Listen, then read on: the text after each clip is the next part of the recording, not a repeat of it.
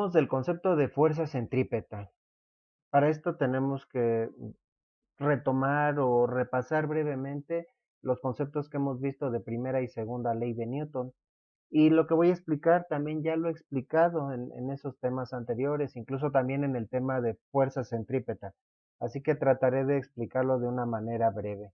Entonces, la primera ley de Newton establece que un cuerpo, una vez en movimiento, tiende a conservar ese estado de movimiento, es decir, un cuerpo por esa propiedad que tienen los cuerpos, que se llama inercia, un cuerpo por su propia inercia se seguiría moviendo en línea recta y con rapidez constante, sin necesidad de una fuerza que lo esté empujando. Esto no ocurre a nuestro alrededor porque hay fuerzas que se oponen al movimiento, resistencia del aire y fricción.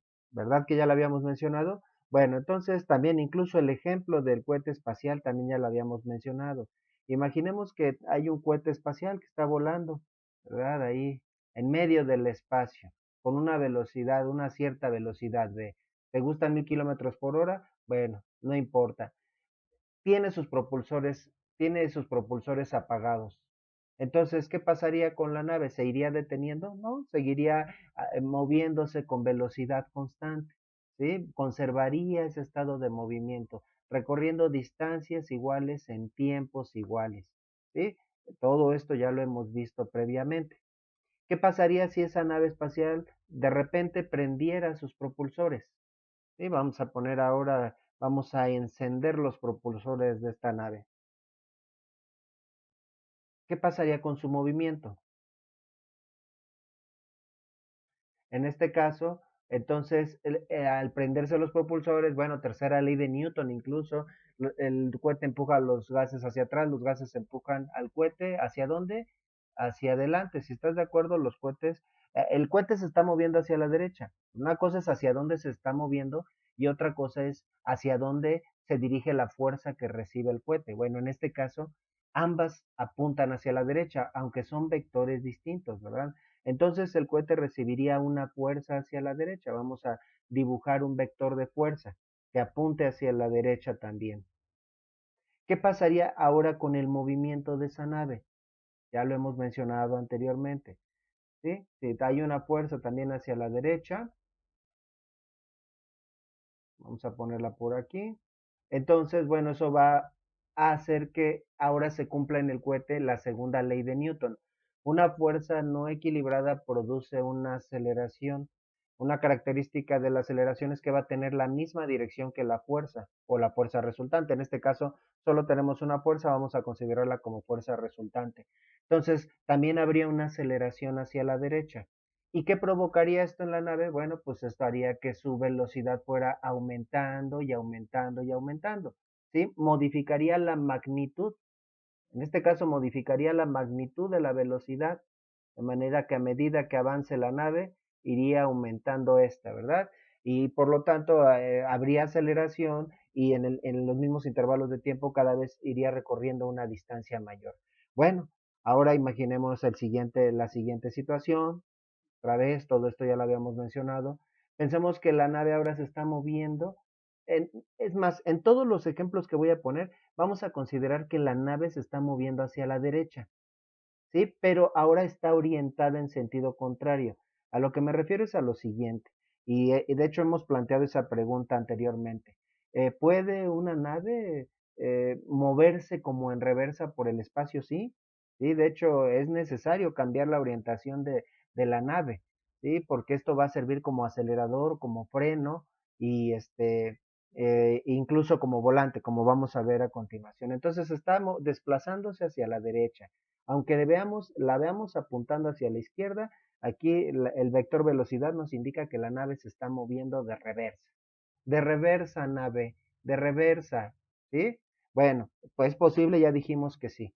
Bueno, mientras se está moviendo hacia la derecha, de repente la nave prende sus propulsores. Vamos ahora a poner una imagen de la nave ya con sus propulsores prendidos. Entonces, en ese caso, aunque la nave se esté moviendo hacia la derecha, si prende sus propulsores, hacia dónde actuaría la fuerza que estos generan? En este caso, aunque se mueva igual de rápido que en el caso anterior, pero la fuerza actuaría hacia la izquierda. Vamos a poner un vector de fuerza que apunte hacia la izquierda. ¿Y qué efecto produciría esa fuerza? ¿Qué provocaría en el desplazamiento de la nave? Bueno, la segunda ley de Newton dice, en este caso se cumple también la segunda ley de Newton. Habría una fuerza no equilibrada y esa fuerza no equilibrada produciría una aceleración, pero en este caso la aceleración actuaría hacia la izquierda. Y cuando tenemos, bueno, ya de alguna manera vimos que cuando la velocidad y la fuerza tienen la misma dirección, y sentido, eso va a hacer que la magnitud de la velocidad aumente. Si la velocidad y la fuerza tienen la misma dirección pero sentidos contrarios, eso iría que a medida que se desplaza la nave, iría reduciendo su velocidad. ¿Sí? Entonces la velocidad iría disminuyendo, disminuyendo y disminuyendo. Bueno, entonces habría a veces a esto se le llama aceleración negativa, aunque eso se puede cuestionar, pero bueno, se estaría frenando en los mismos intervalos de tiempo, cada vez va a ir recorriendo una distancia menor. Todo esto ya lo hemos explicado, pero es para quien no lo haya visto previamente, ¿verdad? Pero finalmente, imaginemos que la nave se está desplazando, pero como si estuviera parada por el espacio, ¿verdad? No se está deslizando en el piso ni nada por el estilo. Vamos a poner el dibujo ahora de la nave en posición vertical con respecto al desplazamiento. Se está moviendo hacia la derecha. ¿Podría avanzar hacia una nave? Sí, ¿verdad? Y ya sabes hacia dónde vamos. ¿Qué pasaría si en ese momento la nave prende sus propulsores mientras se está moviendo hacia la derecha? ¿Hacia dónde empujarían los propulsores, o vamos a decir los gases que pues se lanzan por estos propulsores? ¿Hacia dónde empujarían a la nave? La nave empuja los gases hacia abajo, tercera ley de Newton, los gases empujan a la nave hacia arriba. ¿Qué pasaría con la nave? ¿Aumentaría su velocidad, como en el primer caso? ¿La disminuiría? Ninguna de las dos cosas. En este caso, esa fuerza vamos a poner ahora la nave con los propulsores encendidos y también vamos a poner la dirección de la fuerza antes de contestar esa pregunta. Ya quiero terminar con este ejemplo, pero bueno, vamos a poner bien las cosas. Entonces tenemos a la nave moviéndose hacia la derecha, pero prende los propulsores. ¿Y hacia dónde ejercerían la fuerza los propulsores? En este caso, hacia arriba. Vamos a poner una imagen del vector de fuerza que apunte ahora hacia arriba. Bueno, en este caso, al ser la fuerza y la velocidad perpendiculares, entonces cuando la fuerza es perpendicular al desplazamiento, no produce ni una tendencia a que aumente la magnitud de la velocidad ni a que disminuya, sino que sino produciría una tendencia a que cambie la dirección de la velocidad. Entonces, ahora la nave empezaría a seguir una trayectoria curva, ¿sí? Bueno, entonces vamos a dibujar aquí una línea que represente la supuesta trayectoria que seguiría la nave. Vamos a poner aquí una línea un poquito más gruesa. Entonces, esto haría que ahora cambiara su dirección. Entonces, en ese caso, a ese tipo de aceleración que produciría esta fuerza se le llama fuerza centrípeta.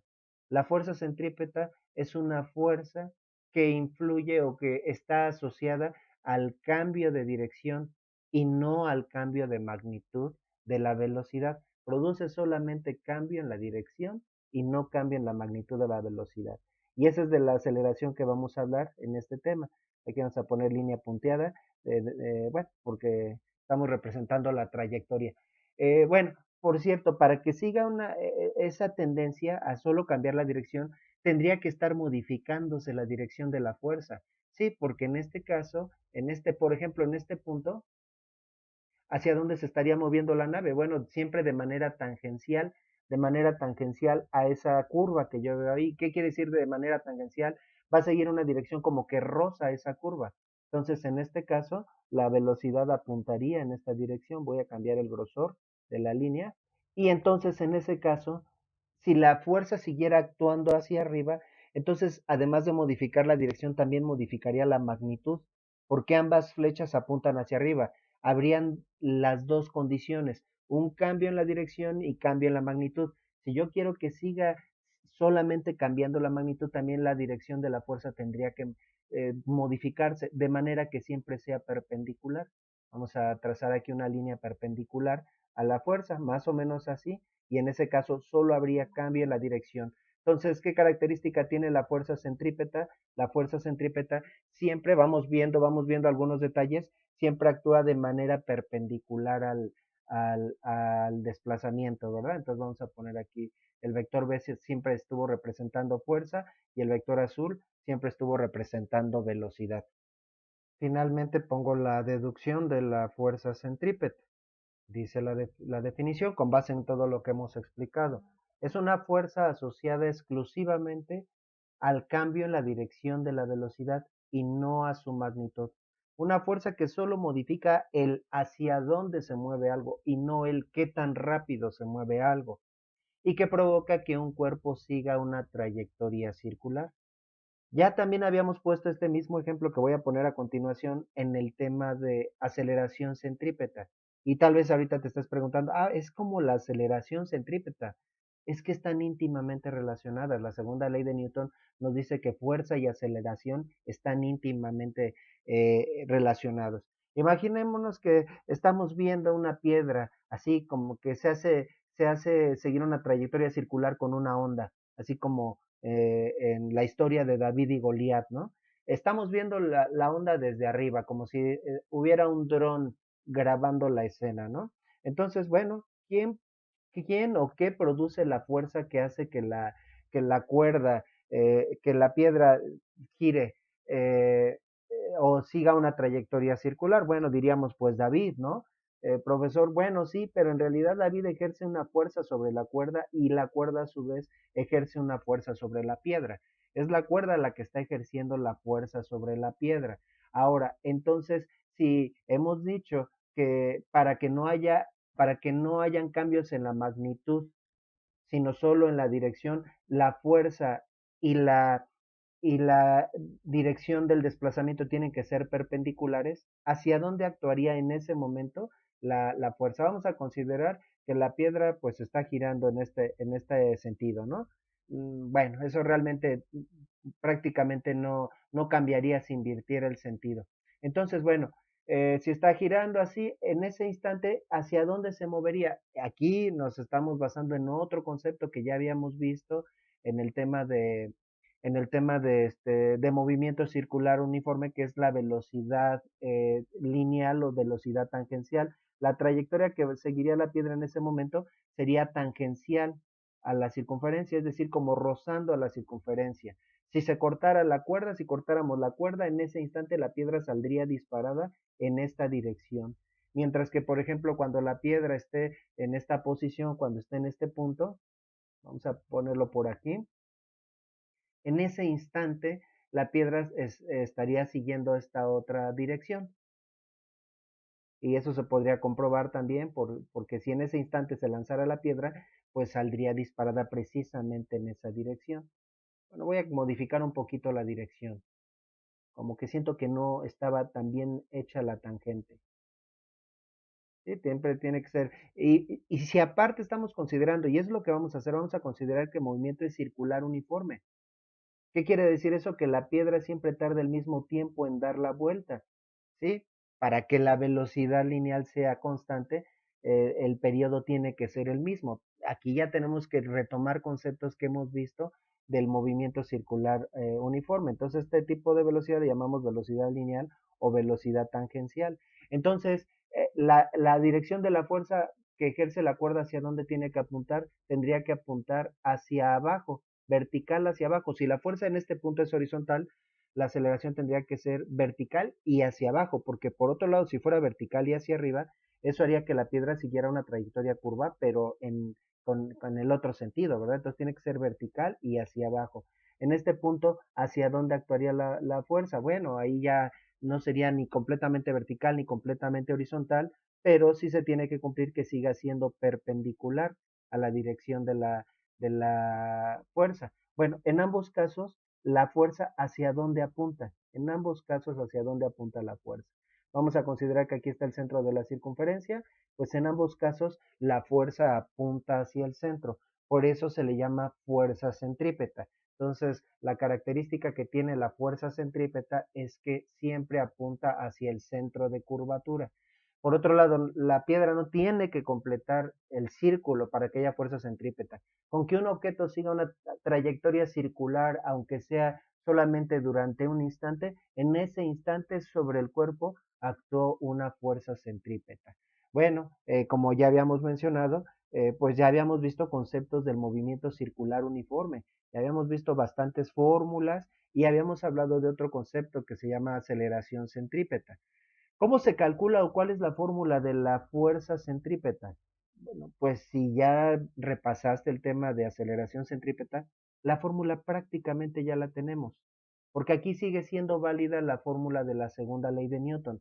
¿Qué dice la segunda ley de Newton? La segunda ley de Newton dice que bueno, en realidad lo que él definió fue la aceleración y en su ley establece que la aceleración es directamente proporcional a la fuerza e inversamente proporcional a la masa. Entonces la aceleración depende de qué tanta fuerza está recibiendo esta piedra, cuál es la magnitud de la fuerza y cuál es la magnitud de la fuerza y cuál es su masa, ¿sí? Fuerzas diferentes, fuerzas iguales aplicadas a masas diferentes producen aceleraciones diferentes. Ya me estoy explayando mucho en el tema de segunda ley de Newton. Si no has visto ese tema, pues puedes ver también el tema, ¿verdad? Está también un video del tema de segunda ley de Newton. De aquí, generalmente, lo que se despeja de esa expresión es la fuerza y generalmente las personas, los estudiantes y las estudiantes recuerdan más esta fórmula como que la fuerza es igual al producto de la masa por la aceleración. La masa es una magnitud escalar, solo fuerza y aceleración son magnitudes vectoriales. Entonces, si la masa es escalar y solo fuerza y aceleración son vectoriales, esto también implica, de aquí ya es de donde vemos que la aceleración siempre tiene la misma dirección que la fuerza. La masa no puede modificar la dirección, pues tiene la misma dirección, aunque son magnitudes distintas, ¿verdad? Entonces, ya habíamos visto el tema de aceleración centrípeta y también habíamos dicho que es una aceleración que actúa hacia el centro. Entonces, lo único que tenemos que hacer es multiplicar el valor de la aceleración centrípeta por la masa del cuerpo que no habíamos considerado en el movimiento circular. El movimiento circular lo analizamos al margen de la masa, no considerábamos para nada la masa. Pero si ahora sabemos aparte cuál es la masa del cuerpo que está siguiendo una trayectoria circular, aparte podemos calcular la fuerza centrípeta, ¿sí? Solo multiplicando la aceleración centrípeta que ya habíamos visto por la masa correspondiente. Voy a poner aquí un resumen de las fórmulas que habíamos visto. Todas estas fórmulas las habíamos analizado en el movimiento circular uniforme. Tú puedes ver toda esa serie de videos del movimiento circular uniforme donde se explican qué representa cada uno de los términos, qué representa cada uno de los términos. Y en ejercicios para calcular la fuerza centrípeta puede ser que ocupemos prácticamente cualquiera de estas fórmulas. Entonces, lo único que tendríamos que hacer para encontrar la fuerza centrípeta es multiplicar las aceleraciones centrípetas que corresponden a estas dos fórmulas por las masas. Entonces, si a esta fórmula le pegamos la masa, lo mismo que a esta, automáticamente tenemos la fórmula de fuerza centrípeta, ¿verdad? Entonces, pero también podríamos calcular en primer lugar la aceleración centrípeta y el resultado multiplicarlo por la masa y hacerlo en dos pasos, ¿verdad? Para no también saturarnos de fórmulas. Entonces, multiplicando la aceleración centrípeta por la masa, en este caso multiplicando ambos miembros por masa, entonces nos quedaría masa por la velocidad lineal al cuadrado sobre el radio de curvatura. Entonces esta fórmula nos va dejando ver de qué depende, qué tan intensa. Estamos hablando de la intensidad de la fuerza, ¿no? Ya aquí ya no vamos a discutir tanto en esta fórmula la dirección. Por definición, la fuerza centrípeta actúa hacia el centro, siempre hacia el centro. Entonces, la dirección está además cambiando cada instante, ¿no? Entonces, pues no nos conviene estarnos peleando tanto con la dirección. Siempre actuará hacia el centro de la circunferencia. Esta fórmula me permite calcular solo la magnitud. Entonces, bueno, ya vamos viendo de qué depende, cuánta fuerza tenemos que aplicar para hacer girar a esa onda. Depende, obviamente, de la masa de la piedra. No sería lo mismo hacer girar una piedra que hacer girar una roca, ¿verdad? Necesitaría más fuerza. Pero también depende de qué tan rápido es el giro y también depende de qué tan larga es la cuerda, por ejemplo, ¿sí? El radio de curvatura. Y bueno, si hacemos lo mismo con esta otra fórmula, otra expresión para calcular la fuerza centrípeta sería igual a velocidad angular, ¿verdad? Omega, no es W, ya lo explicamos en temas anteriores. Masa, perdón, por la velocidad angular que es omega al cuadrado y por R. Y esas serían dos expresiones para calcular la fuerza centrípeta, la intensidad de la fuerza que se ejerce sobre la piedra, ¿no? Entonces, prácticamente lo único que hicimos fue de fórmulas que ya teníamos del movimiento circular uniforme, a dos de las fórmulas les agregamos la masa y automáticamente encontramos la fuerza centrípeta. Bueno, esto todavía está muy árido si no resolvemos algunos ejercicios. Así que vamos a hacer algunos ejercicios para ver cómo podemos interpretar esa fórmula y esos resultados. Y cuando vimos el tema de aceleración centrípeta y por ahí mencioné que, bueno, luego no es tan fácil encontrarle un sentido al valor, a la magnitud, no a la definición ni al concepto, sino al valor de la aceleración centrípeta. Ahora sí le vamos a encontrar un mayor sentido al calcular la fuerza centrípeta.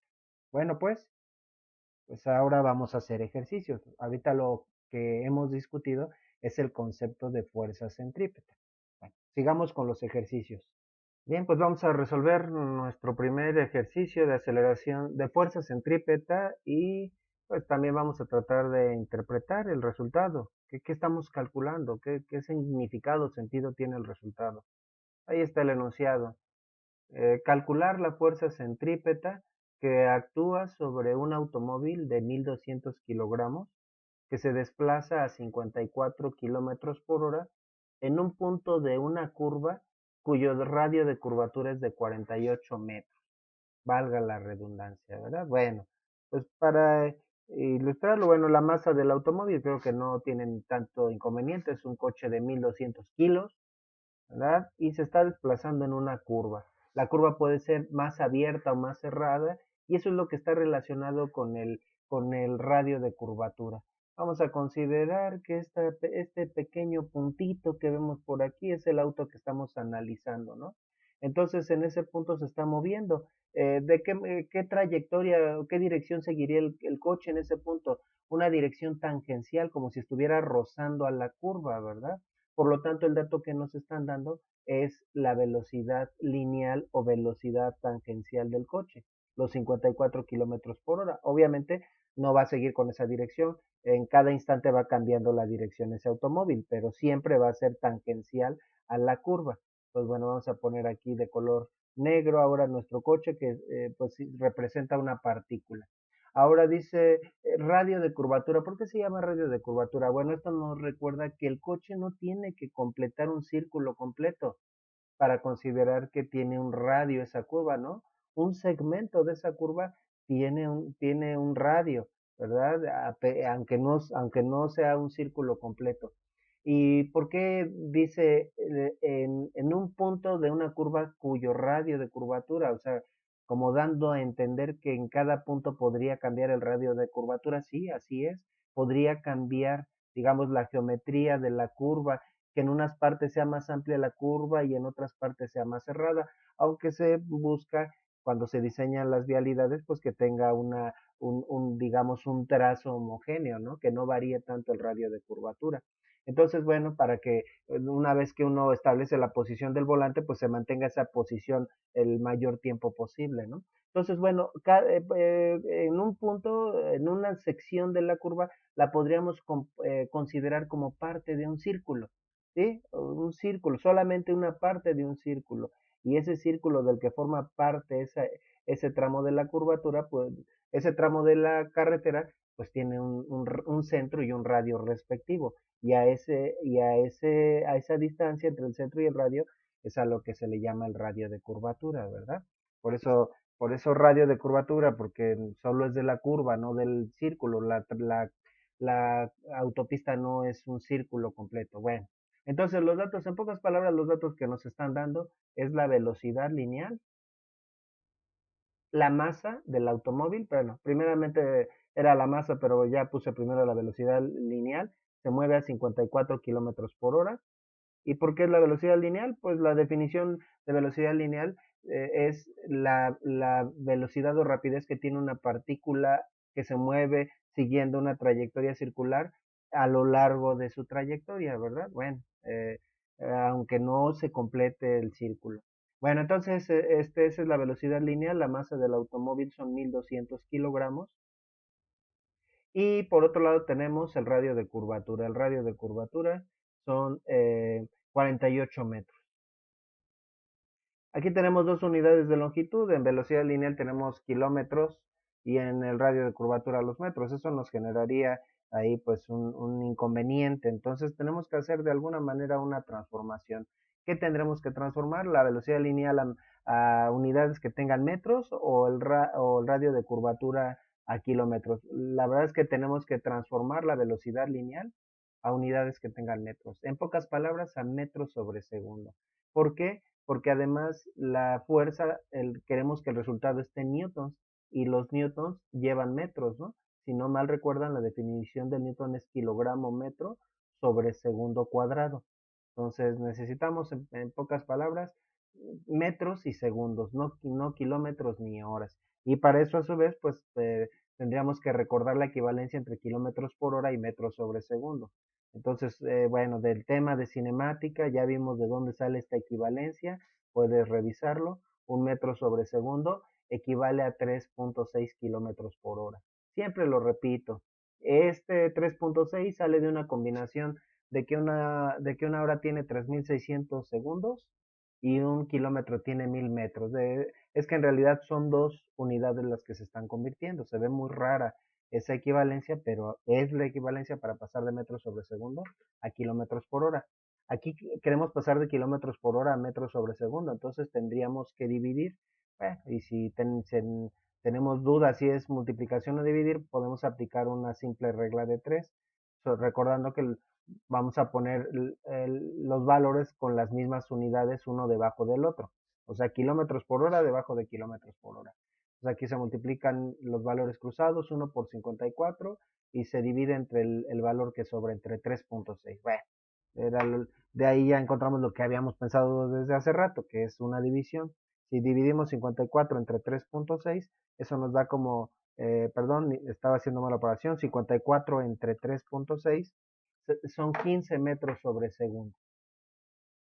Ese auto se mueve a 15 metros sobre segundo en esa curva. La verdad es que el problema es de vil sustitución directa. Ya tenemos todo lo que necesitamos para sustituir en la fórmula.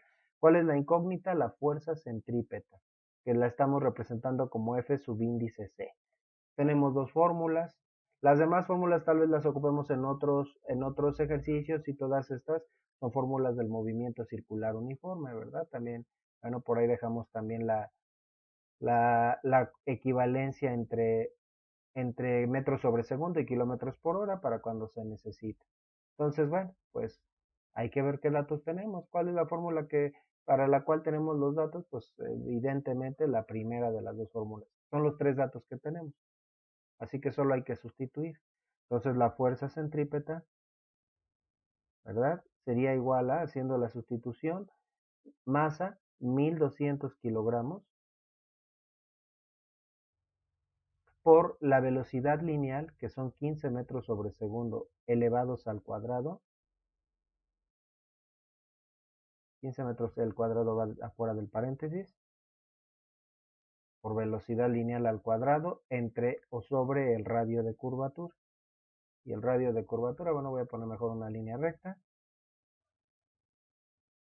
El radio de curvatura es de 48 metros. Si el coche está siguiendo una trayectoria curva, tiene que haber una fuerza que lo empuje hacia adentro de la curva. Si no hay cambio en la magnitud de su rapidez, si toda la curva la recorrió a 54 kilómetros por hora, esa sería la única fuerza que actuaría sobre el coche. Si aparte hubiera cambios en la rapidez, situación que no vamos a considerar en todo este tema, si hubieran cambios en la rapidez, también tendría que haber una fuerza en la dirección del desplazamiento. ¿Sí? Si estuviera acelerando al mismo tiempo que está en esa curva, una fuerza hacia adelante, hacia donde se mueve el coche. Si se estuviera frenando, una fuerza hacia atrás, en contra del movimiento, como hemos explicado previamente.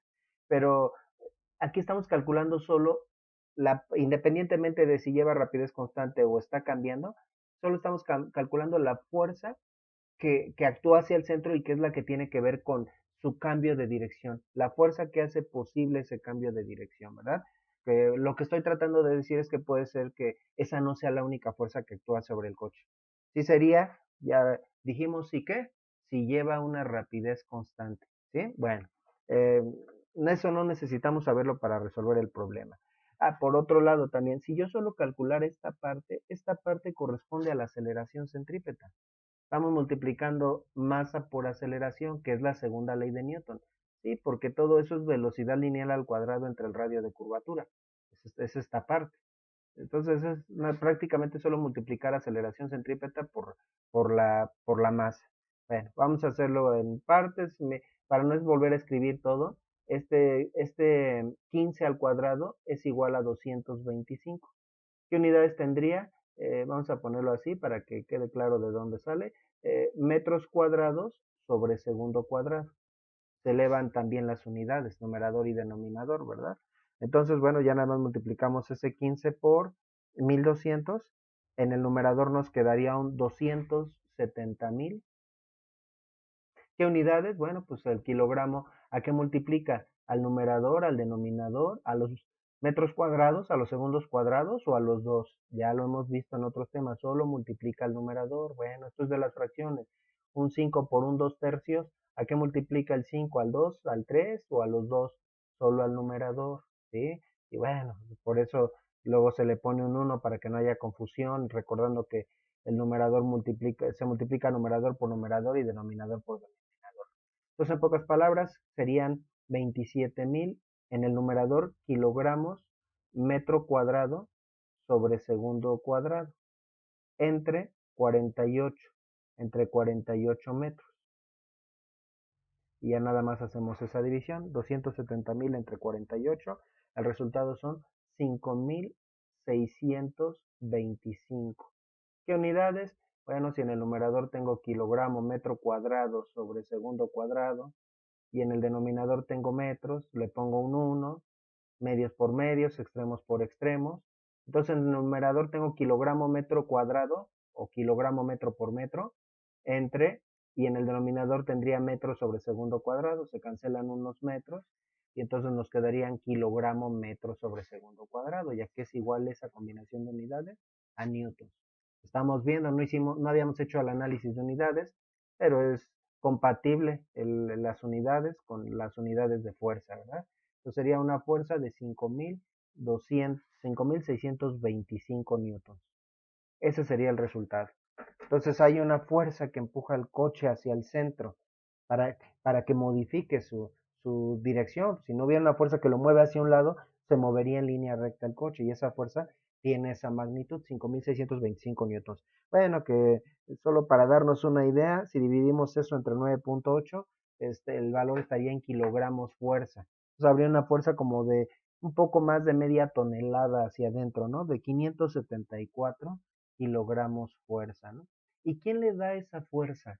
¿De dónde sale la fuerza? Por ejemplo, en el caso de la piedra que utilizamos como ejemplo, estábamos diciendo que la fuerza la ejerce la cuerda, pero en este caso, ¿quién empuja al coche hacia el centro? Bueno, si contestaste, piénsalo a ver, ¿quién empuja el coche hacia el centro? Si contestaste las llantas, te aproximaste, pero es incorrecto. Quien lo empuja es lo mismo que es de donde también sale la fuerza para que avance el coche, el piso. El piso lo empuja, ¿verdad? Por la tercera ley de Newton. Las llantas empujan al piso, el piso empuja a las llantas. Si las llantas están rectas con respecto a la carretera, bueno, se seguiría de filo. Entonces, eso ocurre cuando con el volante hacemos un pequeño giro y esa inclinación de las llantas produce una fuerza resultante hacia el centro, ¿verdad? Entonces, bueno, primero una fuerza de las llantas sobre el piso, acción, reacción, el piso empuja a las llantas hacia el centro. Pero en pocas palabras, esa es la fuerza que hace que el coche pueda seguir esa trayectoria curva. Pero también, ¿de qué depende la fuerza? ¿Qué tanta fuerza se tiene que aplicar a un cuerpo para que siga una trayectoria curva? Bueno, ya ahí están las tres variables, la masa, la velocidad y también el radio de curvatura. Entonces, lo que es más lógico de entender es la masa. ¿Sobre qué se tendría que aplicar más fuerza? ¿Sobre ese coche de 1200 kilogramos? O pensemos en un tráiler de 12,000 kilogramos que se mueve en la misma curva a la misma velocidad. Obviamente el tráiler va a necesitar una fuerza mayor, ¿sí? Solo cambiaríamos en el cálculo el 1200 por un 12,000, entonces el tráiler necesitaría una fuerza 10 veces mayor. Entonces depende de la masa. Entre mayor masa se tiene que aplicar mayor fuerza centrípeta. También depende de la velocidad.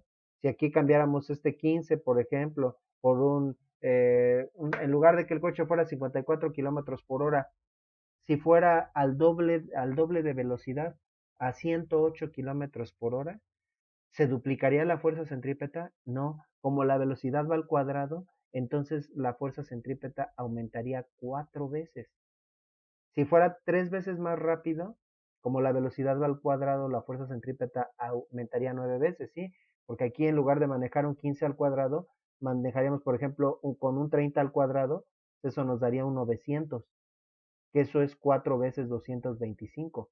Y con un 45, que sería el triple, eso nos daría 45 al cuadrado, nos daría un 2025, que ese valor es 9 veces mayor que el 225. Entonces, si aumenta la velocidad, también aumenta la fuerza que se tiene que aplicar, pero no aumenta de manera proporcional, sino de manera proporcional con el cuadrado de la distancia. ¿Sí? Entonces, si aumentamos la velocidad un poco, la fuerza necesaria se incrementa considerablemente. Y ahora, ¿y qué hay del radio de curvatura? ¿En dónde se necesitará pues una fuerza mayor? ¿En una curva amplia o en una curva cerrada? ¿Qué te dice el sentido común? Digamos que tenemos una calle que casi es recta, una autopista es casi recta, tiene una curva muy ligera. ¿Se necesitará más fuerza o menos fuerza? Pensando que el coche se está moviendo a la misma velocidad. Como que el sentido común, no sé si estás de acuerdo, nos dice que en una curva cerrada necesitaría una mayor fuerza, ¿no? Y esto lo podemos comprobar, ¿sí? Como esto ocurre porque el radio está en el denominador. Si la curva, por ejemplo, consideremos que la curva fuera más cerrada de la mitad de radio de 24 metros, lo único que cambiaríamos en toda esta operación es que en lugar de dividir entre 48, dividiríamos entre 24. Y si tú 270,000 lo divides entre 24, te daría el doble de fuerza, el doble de 5,625, que sería 11,250 newtons. Estamos hablando que la masa y la velocidad fueran constantes, ¿sí? Si es que la masa y la velocidad fueran constantes. Ahora, si tuviéramos una curva más amplia, no sé si estás de acuerdo, pero si tuviéramos una curva más amplia, entonces esa curva sería un círculo más grande que tendría un radio mayor, ¿no? Vamos a considerar así, la curva más amplia tiene un radio de curvatura mayor. Entonces, pensemos que el radio de curvatura es del doble de 96 metros. Entonces, en lo que cambiaría sería, el resultado sería en lugar de dividir 270 entre 48, dividiríamos 270,000 entre 96 y eso nos daría la mitad, 5,625 entre 96. Y el resultado serían 5,600, perdón, entre 2 serían 2,813, 2,813 newtons. Entonces, entre más abierta es la curva, con la misma velocidad y la misma masa, se requiere menos fuerza. Entre más cerrada sea la curva, se necesita una fuerza centrípeta mayor, ¿verdad? Bueno, también el objetivo de este primer ejercicio era interpretar un poquito lo que nos quiere decir esa fórmula, de qué depende la fuerza centrípeta. Bueno, ahora sí, vamos a hacer el siguiente ejercicio. La realidad es que es un ejercicio de sustitución directa, pues estamos calentando motores. Y por otro lado no vamos a hacer ejercicios muy variados, sino ya después nos concentraremos en la aplicación de la fuerza centrípeta, aceleración centrípeta, al movimiento de planetas o satélites. Pero ahorita de momento pues eh, estamos apenas en la introducción de los ejercicios. Así que las fórmulas fundamentales de lo que estamos viendo del tema son estas dos, ¿verdad? Fuerza centrípeta. Sin embargo, de este lado también tenemos las fórmulas de aceleración centrípeta y fórmulas relacionadas con el movimiento circular uniforme. ya que están muy relacionados los conceptos. De hecho, la fórmula de fuerza centrípeta se deriva de las fórmulas tanto de aceleración centrípeta como de movimiento circular uniforme. Muy bien, pues vamos a resolver el ejercicio. Si se determina la magnitud de la fuerza centrípeta, bueno, eso ya, una vez vamos poniendo, vamos a leer el enunciado. Determina la magnitud de la fuerza centrípeta que actúa sobre una piedra de 120 gramos que se hace girar con una velocidad angular de 23 radianes sobre segundo por medio de una onda o de una cuerda de 45 centímetros de largo. Entonces, ¿qué fuerza se está aplicando sobre la piedra para hacerla girar? Piedra de 120 gramos, una velocidad angular de 23 radianes sobre segundo, el largo de la cuerda 45 centímetros. Bien, pues vamos a poner aquí en primer lugar la incógnita es la fuerza centrípeta. Como mencionaba, tenemos los datos para sustituir directamente en una de las fórmulas. Seguramente ya ubicaste cuál de las fórmulas. El primer dato que nos dan es la masa de la piedra, 120 gramos. Luego la velocidad angular. La velocidad angular, ¿con qué se representa? Bueno, aquí tengo una lista de lo que representa cada una de las variables. Se representa con la letra griega omega. Ya lo hemos platicado. Entonces, omega, que está relacionado con qué tan rápido es el giro, ¿verdad? Que la verdad hay tres variables que están relacionadas con qué tan rápido es el giro. ¿Sí? O sea, hay tres maneras de medirlo. La frecuencia, el periodo y la velocidad angular. Tal vez la diferencia sea en la forma en la que se mide o cómo se analiza ese giro, ¿verdad? Ya eso lo hemos visto en movimiento circular uniforme. Entonces, la velocidad angular son 23 radianes sobre segundo. Ahora, adicionalmente, a lo que había puesto en el ejercicio anterior, puse la relación entre revoluciones y radianes sobre segundo. Una revolución, una vuelta, que equivale a 360 grados, equivale también a 6.28 radianes sobre segundo. Así que esa piedra está girando más de una vez en un segundo, porque una revolución serían 6.28 radianes. Exactamente, que no necesitamos este dato.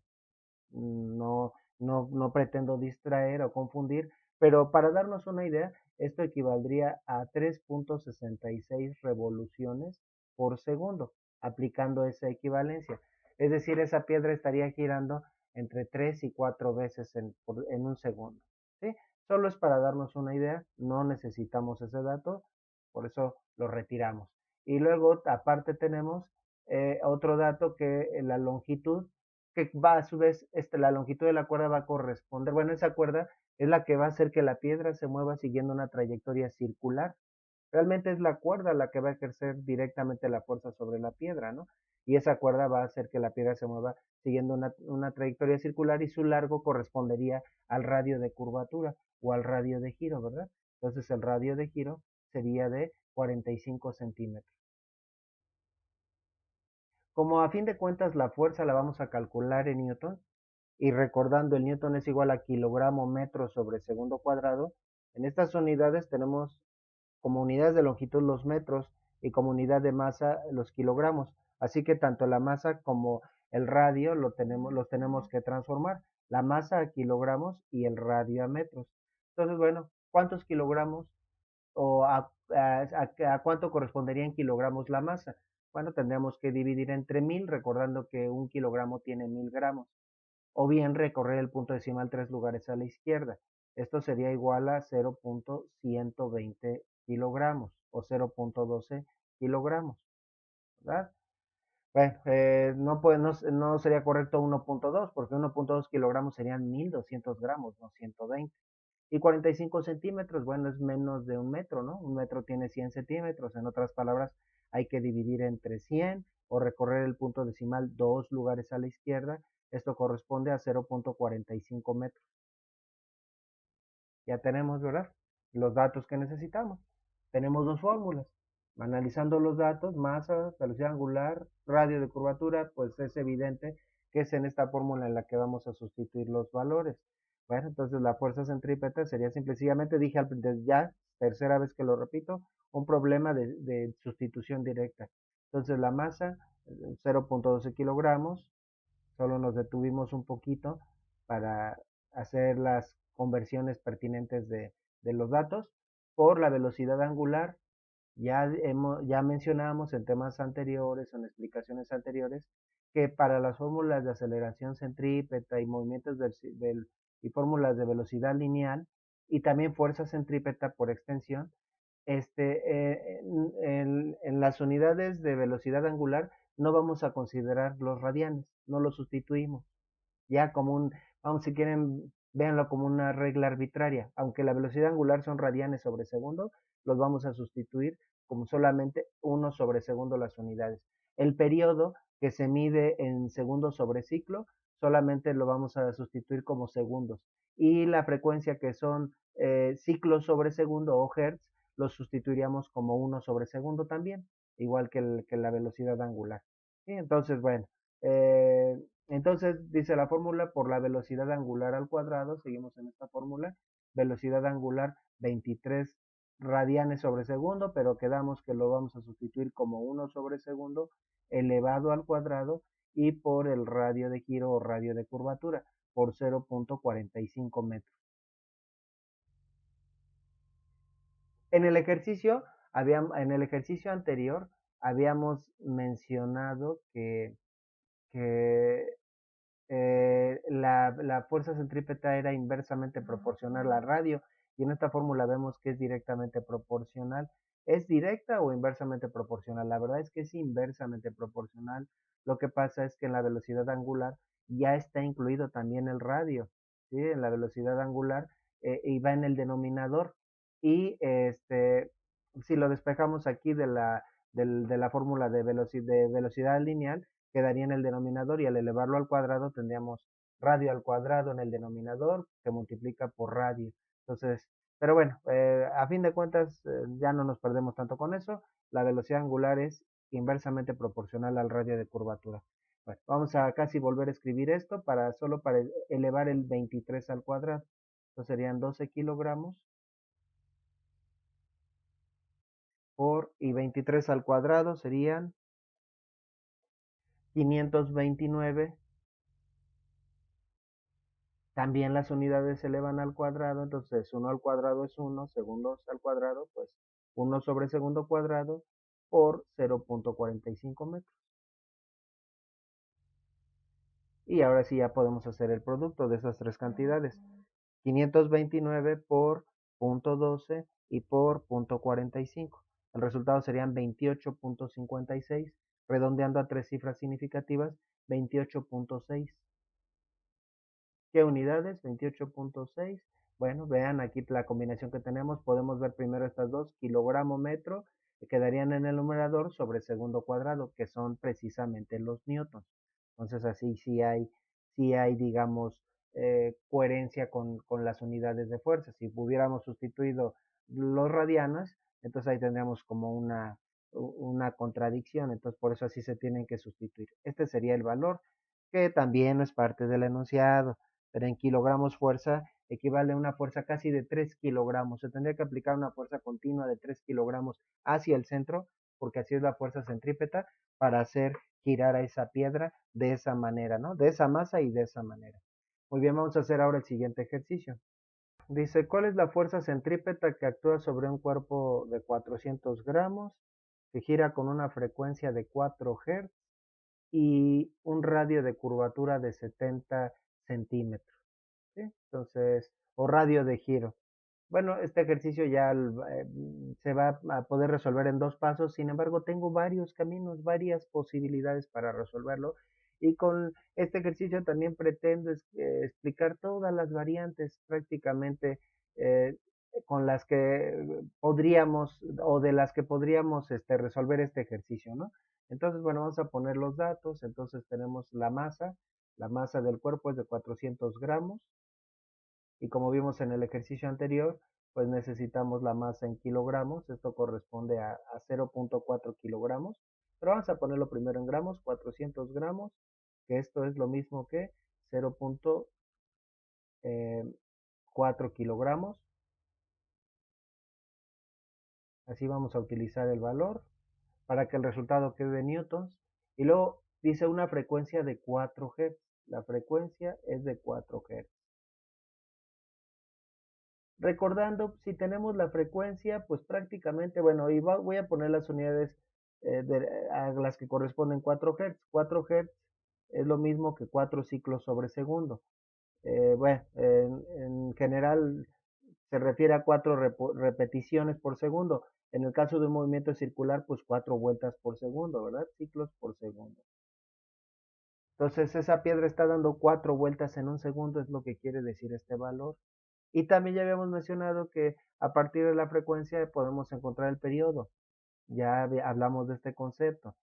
Bueno, ¿para qué calculo el periodo? No hay necesidad. Solo es porque en algún problema también me podrían dar el periodo. ¿Y cómo se resolvería a partir del periodo? Pues prácticamente sería lo mismo. El periodo es el inverso de la frecuencia. Si la frecuencia son 4 ciclos sobre segundo, entonces el periodo sería 1/4 y también se invierten las unidades. En lugar de ciclos sobre segundo, segundo sobre ciclo, ¿verdad? 1/4, segundo sobre ciclo, y un cuarto a su vez es lo mismo que 0.25 segundos por ciclo. Y ya hemos hablado de este concepto en otros temas, ¿no? Si la frecuencia es cuántas vueltas da un objeto en un segundo, si estamos hablando de un movimiento circular, cuántas vueltas completa en un segundo, entonces el periodo es cuánto tiempo tarda en dar una vuelta. Es como la misma propiedad, la verdad, o está relacionado con la misma propiedad, qué tan rápido es el giro, pero como que razonándolo de manera inversa, ¿no? Entonces, si la piedra da 4 vueltas en un segundo, entonces una sola vuelta la daría en un cuarto de segundo, ¿no? En la cuarta parte de un segundo. Y con cualquiera de los dos valores yo podría resolver el problema. Lo que sí son independientes son la masa y el radio de curvatura. Con esa frecuencia y con ese periodo, ¿verdad? También la velocidad angular sería la misma siempre, independientemente de la masa y del radio del giro. Frecuencia, periodo y velocidad angular van de las manos, van de la mano. A una frecuencia le corresponde uno y solo un periodo y una velocidad angular. ¿Sí? Están relacionados los tres. Entonces el radio de giro y la masa, eso sí son independientes. El radio de giro son 70 centímetros, pero necesitamos el dato en metros y sería 0.7 metros. ¿Verdad? Bueno, entonces ya no, aquí en estas fórmulas no se incluye ni la frecuencia ni el periodo, no. Entonces lo que tendríamos que hacer es a partir de la frecuencia y el periodo, con las fórmulas de movimiento circular, calcular o la velocidad angular o la velocidad lineal, cualquiera de las dos, ¿sí? Y tengo las fórmulas para calcular cualquiera de las dos cosas. Vean que, vean que en ambos casos velocidad angular, ¿verdad? Lo puedo calcular tanto a partir de la frecuencia como del periodo, y lo mismo la velocidad angular, ¿verdad? Solo que en la velocidad lineal, pues sí, la velocidad lineal sí depende del radio de giro. El que mencioné que no depende del radio de giro es la velocidad angular. ¿Sí? Velocidad angular, frecuencia y periodo son independientes del radio de giro. ¿Qué tan rápido se va a mover la partícula? Bueno, depende de qué tan rápido está girando, pero también qué larga es la cuerda. Entre más larga sea la cuerda, ya lo hemos platicado, describiría un círculo más amplio, más grande en el mismo tiempo, ¿no?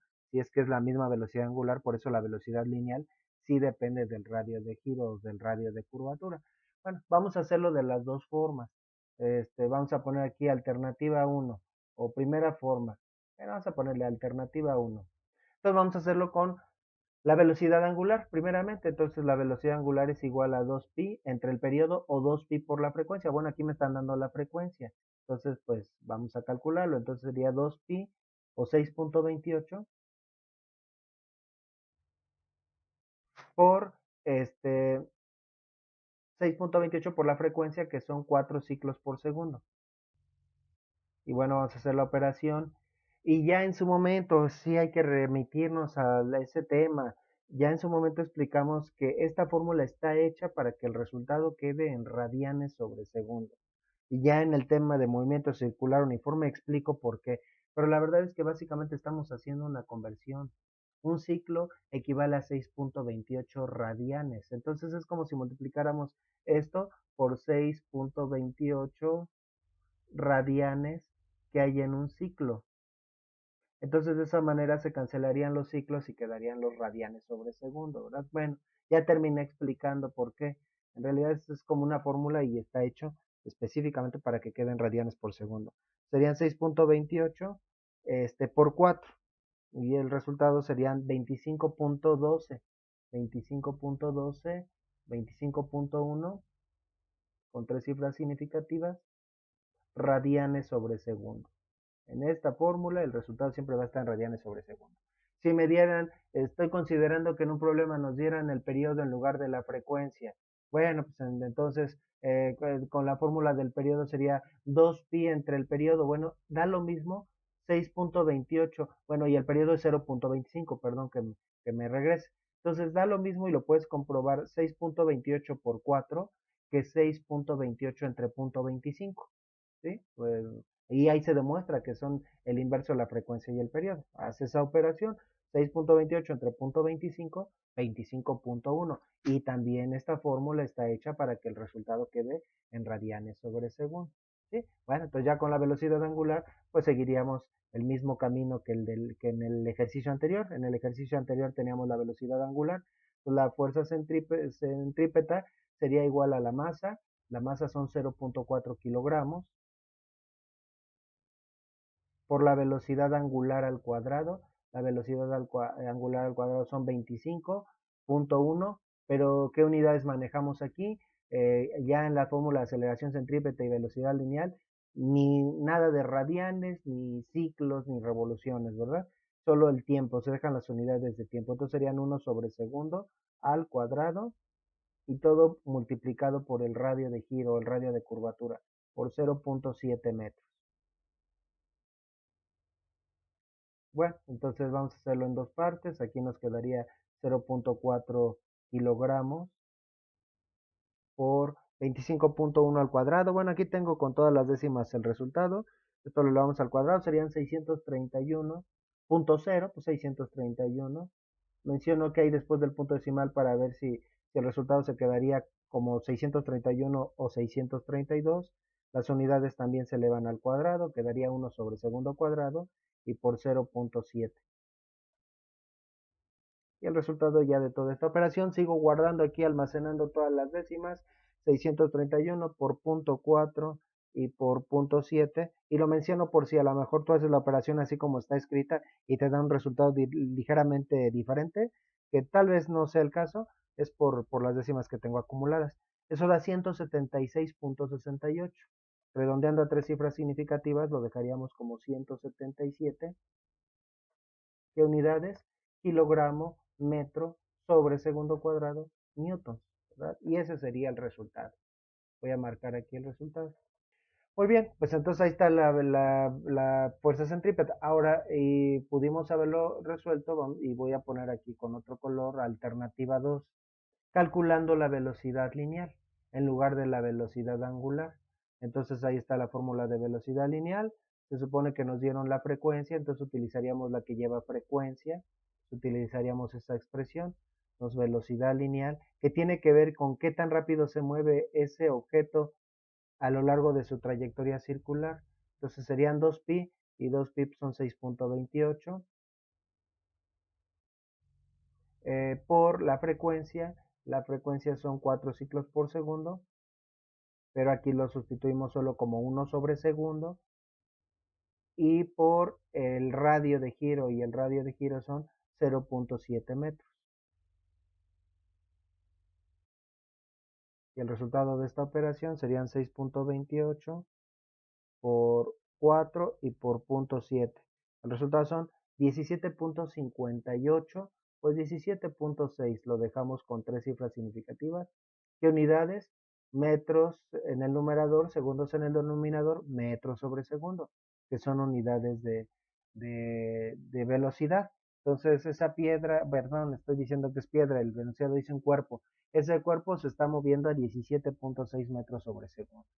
Eso está relacionado con qué tan rápido gira, pero también qué tan larga es la cuerda. Ya lo habíamos mencionado, ¿no? Entonces, bueno, ya tengo la velocidad lineal, entonces ahora utilizaría esta otra fórmula, ¿sí? ¿Cuál conviene? ¿Cuál tenemos que utilizar? En realidad, las dos son válidas. Por ejemplo, al hablar de los planetas, pues es que tiene más sentido hablar de velocidad lineal que de velocidad angular, pero bueno, ya lo mencionaremos posteriormente. Sería para nosotros más claro pues el sentido de esta fórmula, de esta fórmula que el de esta, ¿verdad? Bueno, entonces ahora sí sustituimos en la otra fórmula, fuerza centrípeta sería igual a masa por velocidad lineal al cuadrado, masa son 0.4 kilogramos, por la velocidad lineal al cuadrado, 17.6 metros sobre segundo elevado al cuadrado, y todo dividido entre el radio de giro, y el radio de giro son 0.7 metros. Vamos a hacerlo en dos partes. Primero tengo que elevar este valor al cuadrado, entonces serían 0.4 kilogramos, lo reescribimos por 17.6, aquí tengo el valor con todas sus décimas al cuadrado, serían 309.19, pues lo dejamos como 309. ¿Qué unidades me quedarían? También se elevan. Metros sobre segundo al cuadrado, bueno, metros sobre segundo elevado al cuadrado sería lo mismo que metros cuadrados sobre segundo cuadrado, y todo dividido entre 0.7 metros. Entonces ahora sí hacemos la operación directa, entonces sería el resultado anterior por punto 4 y entre punto 7, y serían 176.68, redondeando 177. ¿Qué unidades?